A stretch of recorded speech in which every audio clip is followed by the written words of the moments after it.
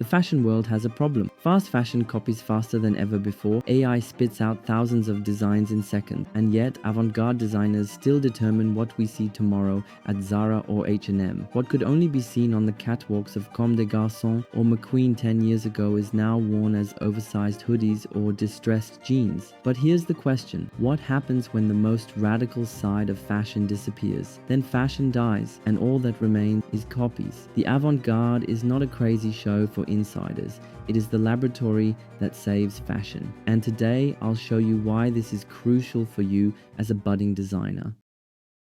Hey, my name is Michael. I'm a fashion designer from Germany. I studied fashion design and fashion business administration and worked for brands such as Rick Owens, Haider Ackermann, and Valentino Garavani. With my platform UW, I help creative minds build their own fashion brand or collection without fashion school, without tens of thousands of euros, but with a clear structure and real practical experience. Before we start, here's what you can expect in this video. I'll show you that avant-garde is more than art. It's the basis for much of what we wear today. I promise you, after this video, you'll understand why avant-garde is saving fashion and how you can use this courage for your own collection. And I'll give you a clear plan.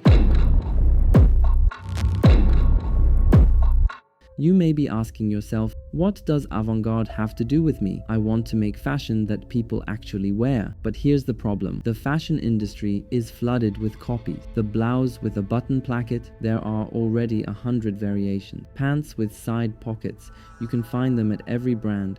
The wool coat with lapels, you've probably seen this design 10 times already. And imagine this, you present your first unusual and creative collection and people say, that's too crazy.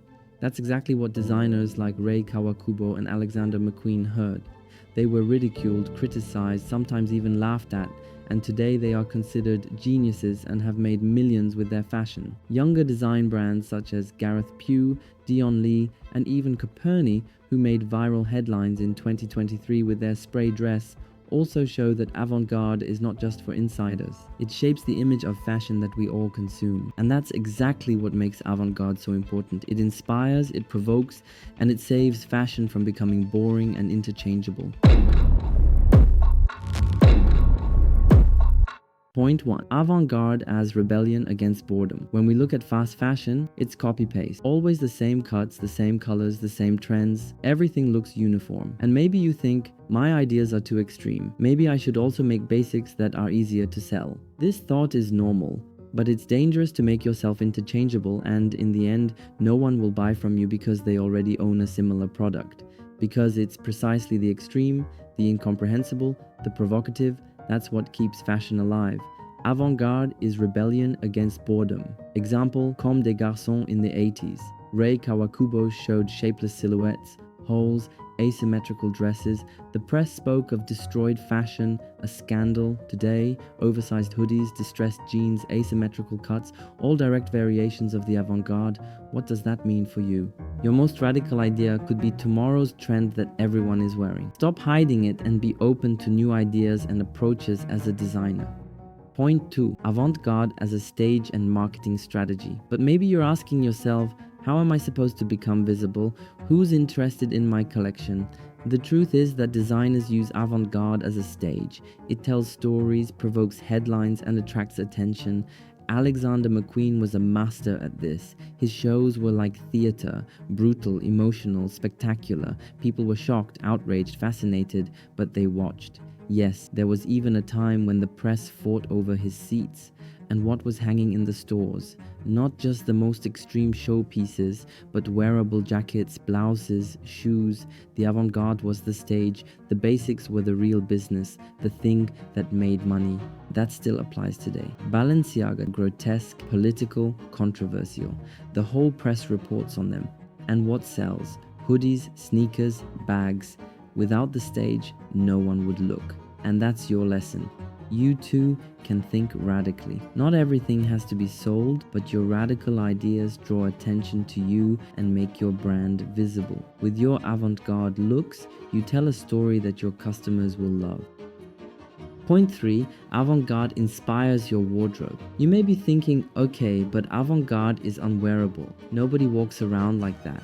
And yes, the extreme showpieces are works of art that not everyone wants to wear, but avant-garde has long been part of your everyday life. Issey Miyake, for example, developed the famous plissé technique, highly avant-garde at the time. Today, you can find such fabrics in normal fashion chains, or Iris van Herpen. Her 3D printed dresses look like they're from another world, but her ideas flow into sports fashion and tech collaborations. Suddenly you see them in sneakers or activewear. The avant-garde is a laboratory. It tests boundaries, and the results later end up in the mainstream, in your hoodie, your pants, your sneakers. This means that even if you don't become an avant-garde designer yourself, you still benefit from it. And for you as a budding designer, it means let yourself be inspired, have the courage to think big, because that's what makes you unique. And that brings us to the most important point. Avant-garde saves fashion because it is courage. The courage to try something new. It inspires, it provokes, and that's exactly what keeps fashion alive. So, if you're wondering whether your ideas are too radical, remember, that's where your strength lies. Fashion doesn't thrive on copies, it thrives on courage, on people like you who are willing to bring something of their own into the world. Now it's your turn. What radical idea would you implement if no one could stop you? And if you want to learn how to turn your idea into a real brand, subscribe to my channel. Here you'll get knowledge, inspiration, and tools for your journey into the world of fashion every week. Become part of our community, and let's work together to ensure that fashion doesn't stand still.